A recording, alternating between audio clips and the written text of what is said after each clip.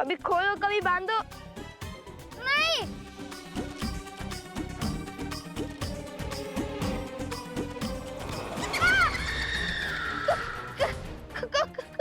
जो भयभीत होते हैं उन्हें प्रेत सबसे पहले प्रहार करते हैं।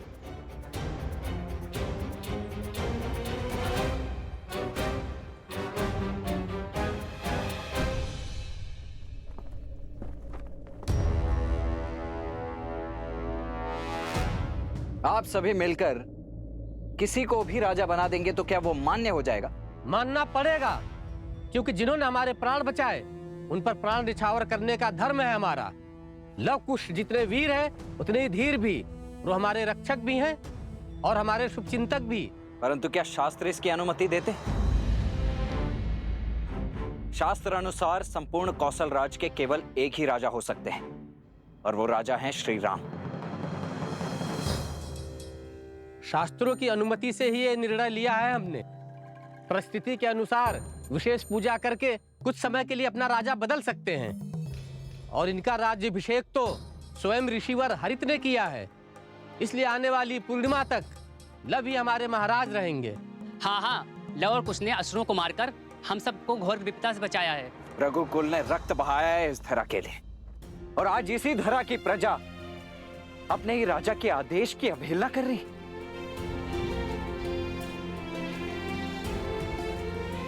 क्या लव कुश के कुल का भी भान है आप सभी को?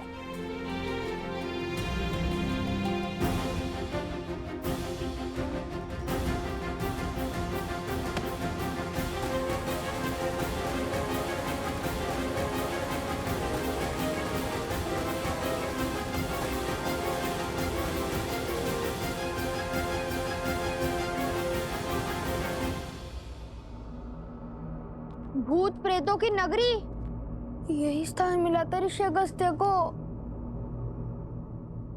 यहाँ अजय होना तो छोड़ो, जीवित रहना भी कठिन लगता है। अभी तो उनकी महिमा गा रहे थे। हाँ, आगे बढ़ो।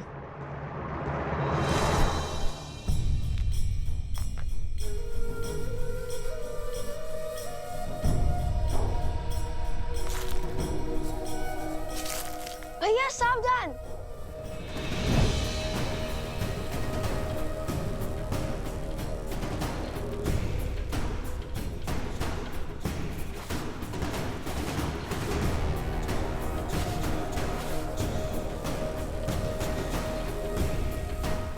ये तो स्वर्ण है।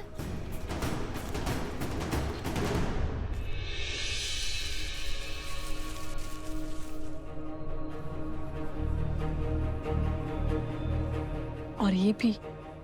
भैया ये स्थान स्वर्ण से बना है, कहीं हम लंका तो नहीं पहुंच गए? अच्छा, तो अभी तक कितने सागर पार किए हैं तुमने?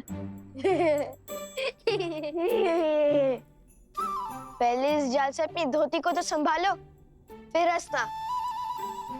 समझ गया ये लंका नहीं है, अब चले आगे।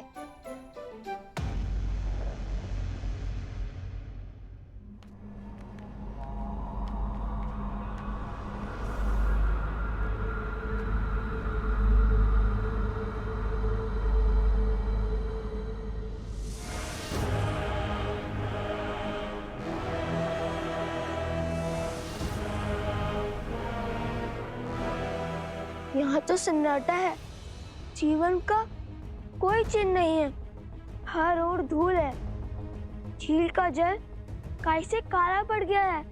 स्वर्ण की नगरी जो अब भक्तों की नगरी हो गई है।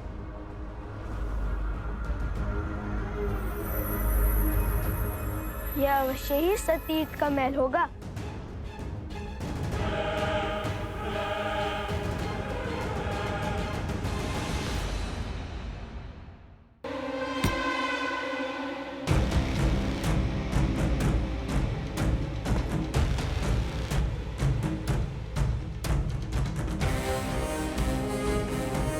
ये सब क्या हो रहा है?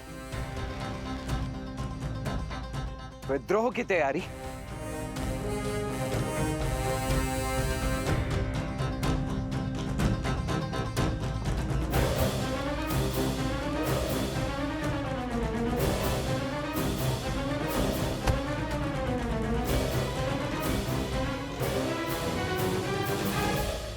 अब आप सब श्री राम के विरुद्ध उस शस्त्र उठाने को उत्सुक हैं।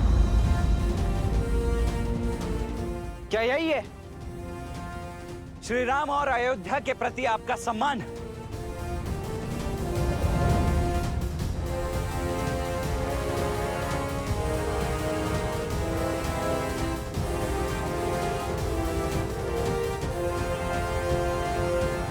हम विद्रोह नहीं कर रहे हैं, हम राजभक्ति निभा रहे हैं। देखिए कुमार, हम आज भी आपका सम्मान करते हैं, रघुकुल का मान रखते हैं। जिस धर्म के लिए रघुकुल के ऋणी हैं, वही ऋण उन बालकों ने हम पर चढ़ा दिया है। धर्म कहता है आने वाले पूर्णिमा तक हम अपने नए राजा का साथ दें। अतः आपसे विनती है, आप भी तनिक अपनी प्रजा पर विश्वास कीजिए। अपने राजा की ढाल बनना यदि आपकी इच्छा है तो अपने राजा की आज्ञा का पालन करना मेरा कर्तव्य है। उन दोनों ऋषि कुमारों ने हमारे अश्व और मेरे छोटे भाई शत्रुघ्न का अपहरण किया है। अब या तो आप हमें वो अश्व और शत्रुघ्न लौटा दीजिए, अन्यथा युद्ध के लिए सज्ज हो जाइए।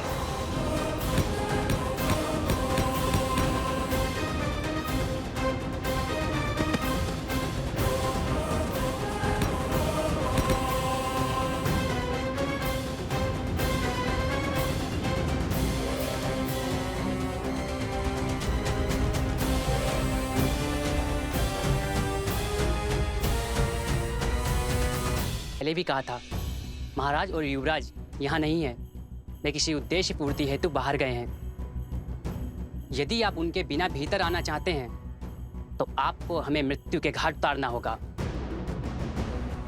और इस गांव को मरघट बनाना होगा, भूत प्रेतों का नगर बनाना होगा।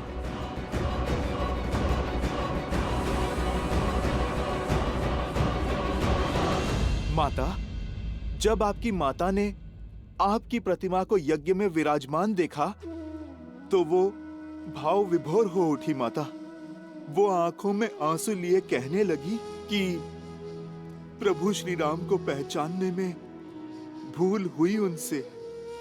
प्रभु श्री राम को जिसने नहीं जाना उसने कुछ नहीं जाना। माता, ये बात तो उचित कही उन्होंने। माता, शीघ्र ही अयोध्या आपको पुनः पाने का सौभाग्य पाएगी माता। किंतु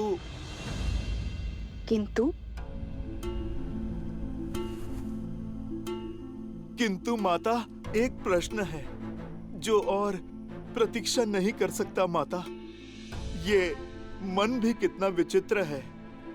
दुर्भाग्य पर संदेह नहीं करता और सौभाग्य पर विश्वास नहीं करता।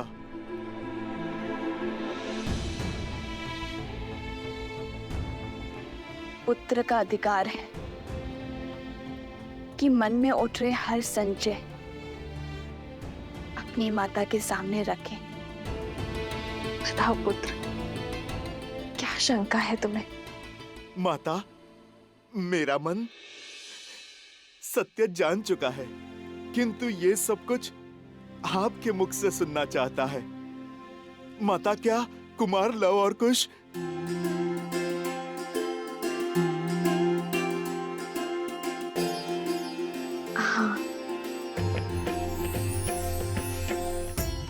कुछ मेरे ही पुत्र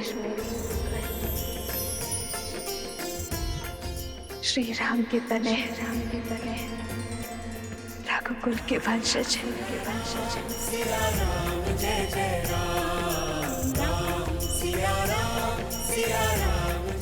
माता, मैं जानता था, मेरा मन झूठ नहीं कह सकता। माता, वो दोनों मेरी माता के पुत्र हैं, मेरे छोटे भाई हैं, मेरे छोटे भाई हैं। माता, मेरे छोटे भाई हैं। लवकुश मेरे छोटे भाई हैं। माता, हनुमान, इतनी आयु में भी बचपन।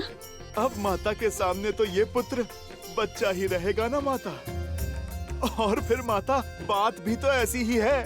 मैंने तो लवकुश को देखते ही उनमें आपकी और प्रभु की छवि पाली थी। माता, उनकी कला, उनका तेज, उनका शौर्य बिल्कुल प्रभु की भांति है। मेरे प्रभु और मेरी माता की आत्मा का विलक्षण संगम है दोनों।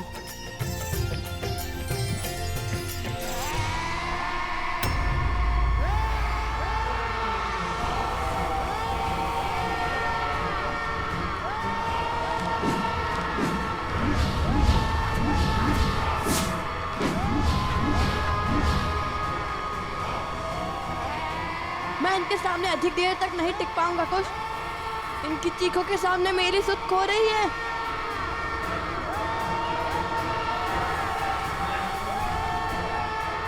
कुश, ये तो रुक ही नहीं रहे हैं।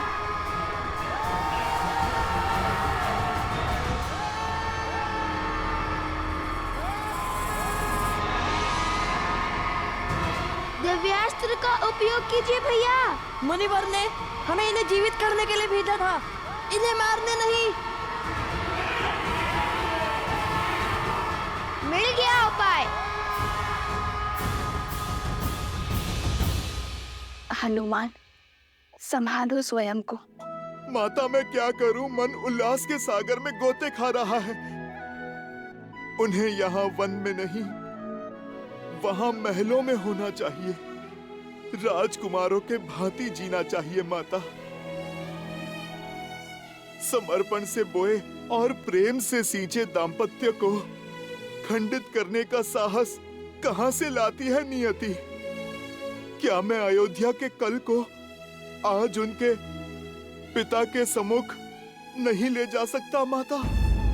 क्या प्रभु और आपके पग में पड़ी वियोग की बेड़ियों को मैं नहीं काट सकता माता? हनुमान, जब मेरा तप पूर्ण होगा तो मेरे प्रभु श्री राम मुझे और मेरे पुत्र को ढूंढने अवश्य आएंगे। भगवान वाल्मीकि और अन्य मुनिवर लवकुश को जिस पथ पर भेज रहे हैं वो तप का ही पथ है हनुमान। और तुम तो बल और बुद्धि दोनों के ही स्वामी हो हनुमान।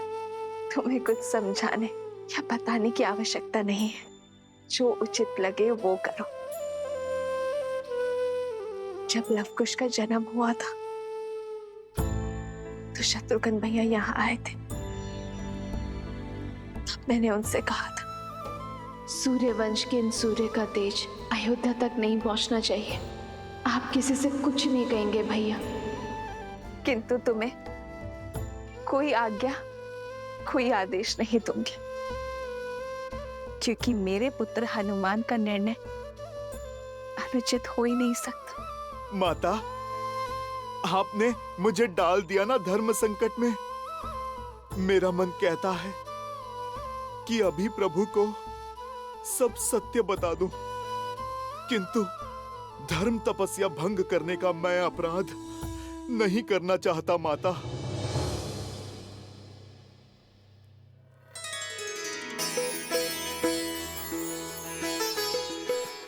अब तो केवल एक ही है जो मार्गदर्शन कर सकते हैं।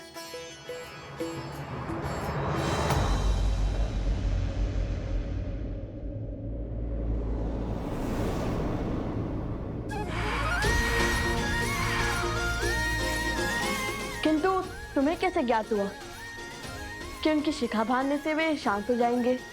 इतना भी अज्ञानी नहीं हूँ मैं भैया। भूल गए भैया बालपन में जब बालपन? अरे अर्थात जब और भी छोटा था, तब यज्ञोपवीत संस्कार के समय मैंने उपहास में सूंघकर उनकी शिखा खोल दी थी। तब माता ने बताया था, शिखा ऊर्जा को शीश चक्र को चारों ओर केंद्रित करती है, व्यक्ति को उच्च चेतना और दिव्य ऊर्जा से जोड़ती है।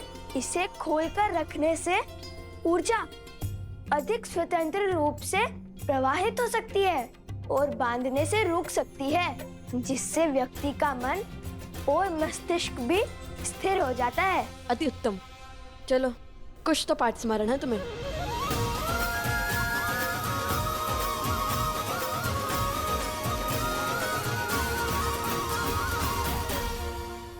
त्रिकालदर्शी भगवान वाल्मीकि को मेरा नमन। आ गए हनुमान। भला मैं आपकी पुकार को अनसुना कैसे कर सकता हूँ? आप मेरे आने का कारण तो जानते ही हैं। लव और कुश अयोध्यापति श्री राम के पुत्र हैं, किंतु संसार को ये सत्य बताने का समय अभी नहीं आया। क्योंकि आप उन्हें किसी बड़े उद्देश्य की पूर्ति के लिए सज्ज कर रहे हैं, जैसी आपकी इच्छा। किंतु मैं एक आज्ञा आपसे अवश्य चाहूंगा।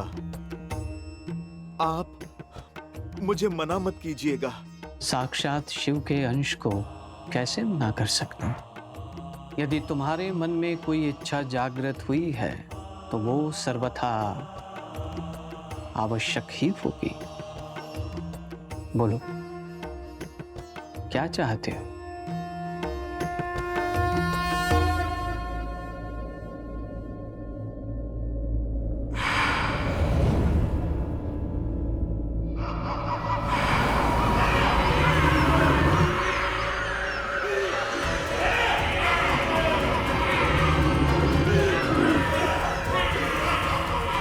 भैया, इन सब की शिखा बांधना तो संभव नहीं है।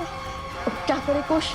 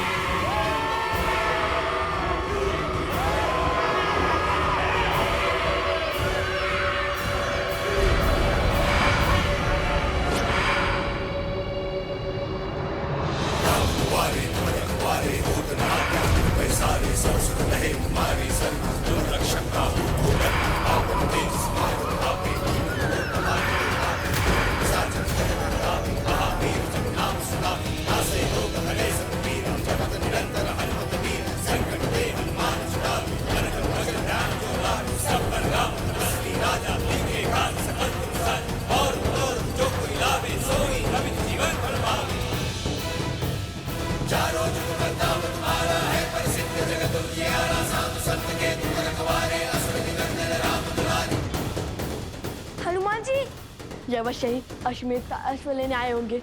भागो कुश। अरे ऋषि कुमारों, रुकिए।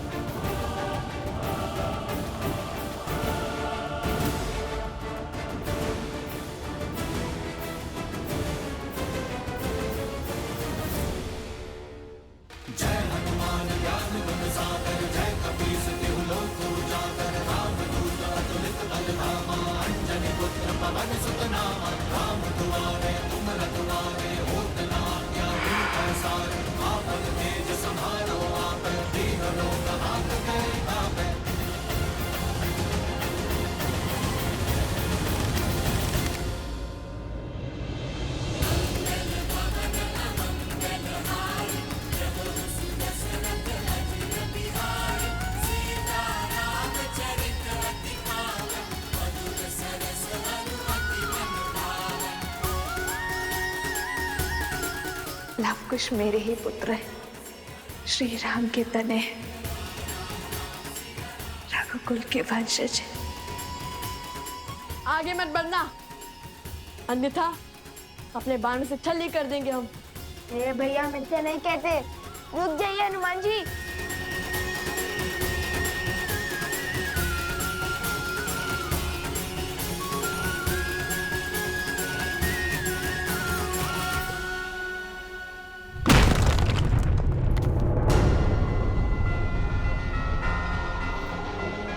भैया, अवश्य ही इनकी कोई योजना होगी अश्वमेध जाने की।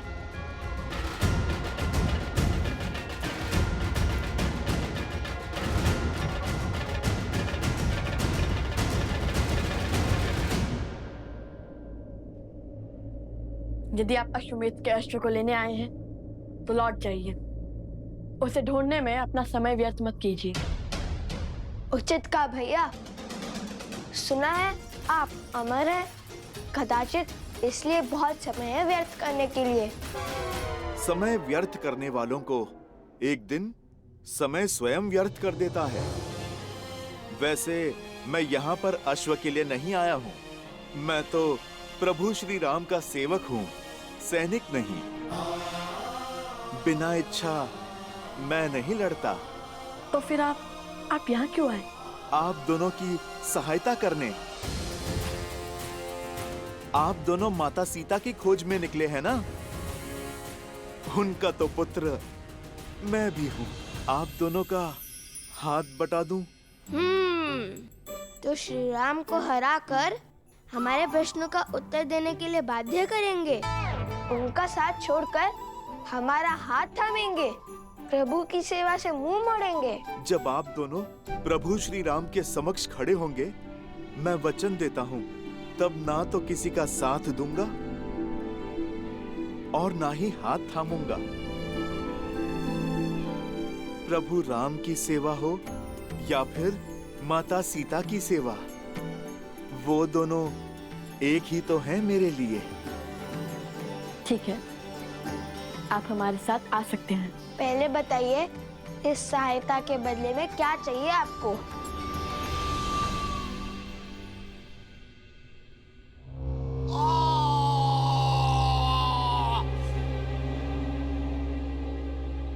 पिछले 15 वर्षों से राम उसके राज्य को जितना नीचे धकेलने का प्रयास कर रहे हैं, वो उतना ही ऊंचा उठता जा रहा है। राम ने सहस्त्रों राक्षसों का संहार किया, अयोध्या में समृद्धि और शांति की ध्वजा लहराई। वहां ना कोई अब भिक्षा मांगता है, ना कोई चोरी करता है। उसने सब कुछ पा लिया और हमने सब कुछ खो दिया। आपका पुत्र, आपका राज्य, आपका सम्मान, आपके भाग में केवल एक जीत आई, राम और सीता का वियोग, और कुछ नहीं। आपकी पराजय हो चुकी है।